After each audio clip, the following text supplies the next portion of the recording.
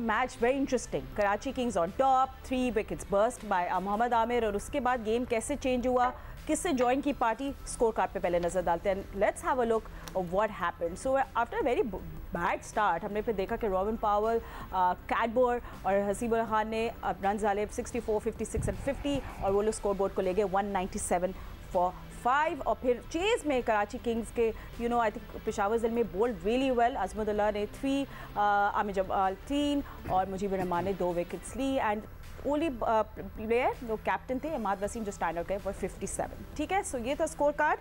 And इसी भी हम एनालिसिस करेंगे. मेरे गेस्ट मेरे साथ मौजूद है former test cricketer Sikandar Bakht ने मुझे ज्वाइन किया. Hello Sikandar, how you doing? I know you want to talk a lot about yesterday's match. और senior sports journalist Abdul Majid Bhatti भी मेरे साथ स्टूडियो में मौजूद है. थैंक यू भट्टी साहब.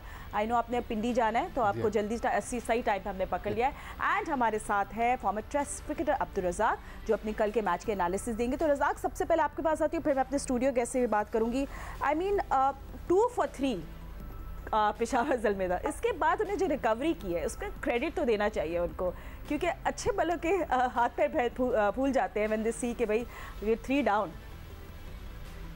देखिए फातिमा, इन्होंने बता दिया है कि टॉप ऑर्डर में अगर कुछ ना करें तो मिडिल ऑर्डर का जो इम्पैक्ट होता है, असल मिडिल ऑर्डर का इम्पैक्ट यही होता है कि जब मुश्किल वक्त में टॉप ऑर्डर से रन नहीं होते तो आप उसको रिस्पॉन्सिबिलिटी में कन्वर्ट करें.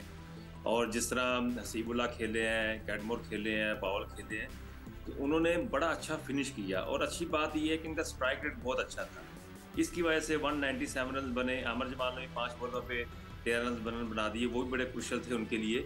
तो ये टीम एफर्ट होती है. और ओवरऑल देखा जाए थोड़ी सी बॉलिंग एक्सपोज हुई है इनकी कराची की. और टॉस जीत के इन्होंने, मैं समझता हूँ, पहले बॉलिंग करने का फैसला जो किया है, थोड़ी सी उनको तो फेवर मिली है. विकेट उनको मिल गई जो चाह रहे थे, पर फिनिश अच्छा नहीं कर सके. और 160, 170 स्कोर होता तो मैं समझता कराची के लिए बड़ा अच्छा होता.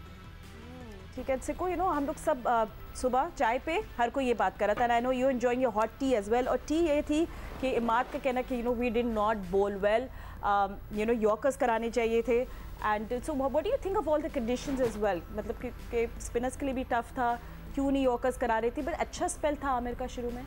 देखो, आमिर ने तो गेंद करा दी, ठीक है. रज़ाक जब मारा करते थे तो अगर आप लोगों ने कभी रज़ाक को खेलते हुए देखा हो तो जब लंबी लंबी हिटें मारनी होती ना तो बंदा रूम बनाता है. तो रज़ाक भी जब हिटें मारते थे ना तो हल्का सा पाँव जो है ना उनका लेग साइड पे जाता था, रूम बनता था. फिर वो बेसबॉल की स्विंग होती है, या तो आप सीधा मारते हैं ऐसे करके या फिर उधर मारते हैं, राइट.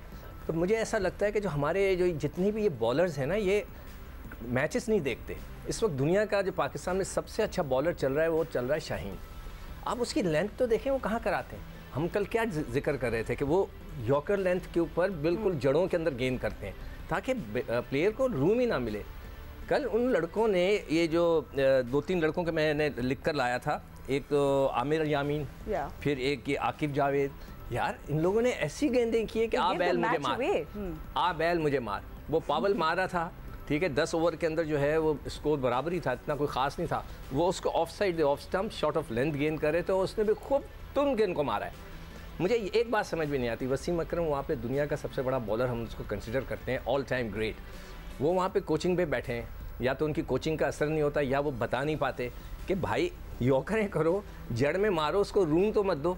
मगर मुझे लगता है कि कल कराची के उन बॉलर्स का, अगर मैं कोच हूँ ना वसीम अकरम की जगह, तो इन कुछ बॉलर्स को तो मैं ड्रेसिंग रूम के पास ही ना आने दूँ कि भाई जाओ घर में बैठो, जाके सीखो. इसलिए मुझे हैरान हूँ कि किस तरह की उन्होंने कल गेंदें किए. उससे पहले मैंने हसनैन का जिक्र किया था कि जो शॉट ऑफ लेंथ गेंद करके उन्होंने छक्के खाए.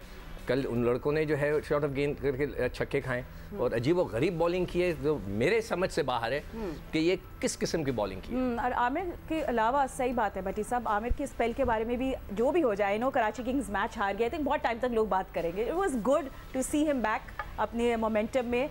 मगर एग्जैक्टली आमिर के अलावा कराची किंग्स ने अच्छी बॉलिंग नहीं कराई, सही इमाद ने भी रिकग्नाइज किया. मगर आपको क्या लगता है वीकेस्ट लिंक कौन है कराची किंग्स में? क्या बॉलिंग में ही कुछ मसला आ रहा है? बिकॉज इमाद तो अब लास्ट मैन स्टैंडिंग होते हैं, वो पूरी एफर्ट कर रहे हैं अपनी तरफ से. देखिए, बॉलिंग और कप्तानी दोनों वीक लिंक हैं. Okay, no doubt Imad Wasim score कर रहे हैं. ये देखें, 2 टेस्ट क्रिकेटर अब्दुल रज़ाक और सिकंदर बख्त बैठे हुए हैं.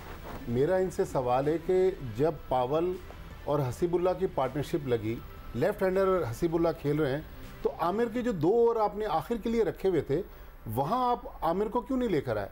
मेरे ख्याल में वहाँ पार्टनरशिप तोड़ने की ज़रूरत थी, बनिस्बत इसके कि आप ओवर आखिर तक बचा के रखें।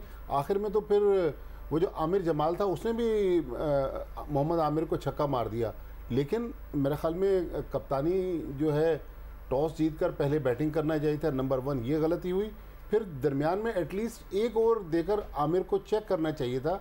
लेकिन फातिमा, मेरे ख्याल में जिस तरह की कल मोहम्मद आमिर ने बॉलिंग की, ये वही मोहम्मद आमिर है जो हमें 2008-9 में नज़र आ रहे थे। वो उसकी कल हमने झलक देखी, लेकिन फिर जिस तरह 2 रन्स पर 3 आउट करके टीम मैच हार गई, ये मेरा ख्याल।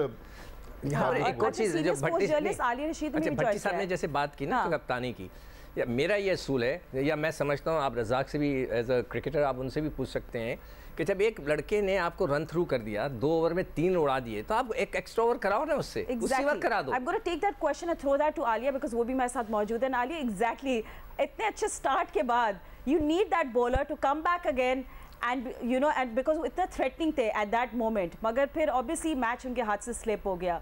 ड्रीम स्टार्ट नाइटमेयर बन गया फॉर कराची किंग्स। वो अमेजिंग था। उसके बाद तो ये मैच को हाथ पे हर सूरत कराची को रखना चाहिए था। लेकिन जो बात अभी बिल्कुल भट्टी साहब सही कह रहे थे कि आमिर एक प्लेयर आपका जो सबसे बेहतरीन कर रहा है, प्रेशर डाल रहा है, विकेट लेके दे रहा है, उसको हटाना वहाँ पे, ये जो टेक्निकल गलत डिसीजंस होते हैं समटाइम्स ये भारी पड़ जाते हैं। लेकिन आप दाद दीजिए हसीबुल्ला को और कैटमोर को, जिन्होंने वहां पे इनिंग्स ऐसे खेली, विकेटें गिरने के बावजूद उन्होंने वो डिफेंसिव मोड में नहीं गए, बिल्कुल अटैकिंग अप्रोच उन्होंने रखी और काउंटर अटैक किया कराची को, जिसकी वजह से बल्कि खास तौर पर जिस तरह उन्होंने छक्के मारे इमाद को, तो एक तो हसीबुल्ला बड़े इंप्रेसिव लगे। बाबर आजम ने इनका जो फेवर किया था पिक के दौरान, वहाँ उनसे पूछा गया था कि आप क्यों इनको पिक कर रहे हैं, तो उन्होंने बताया अंडर 19 में खेलते देखा है, डोमेस्टिक में देखा है, बड़ा दिलेर लड़का है। तो वाकई वो दिलेरी उन्होंने दिखाई, हत्ता कि वो अपनी 50 भी जो है वो छक्का मार के करने के चक्कर में थे। तो ये क्रेडिट आपको पेशावर को भी देना पड़ेगा कि उन्होंने जिस तरह से ग्रेट कमबैक किया है, वरना ये बड़ा मुश्किल होता है एक इतने डिजास्टर के बाद वापस आना।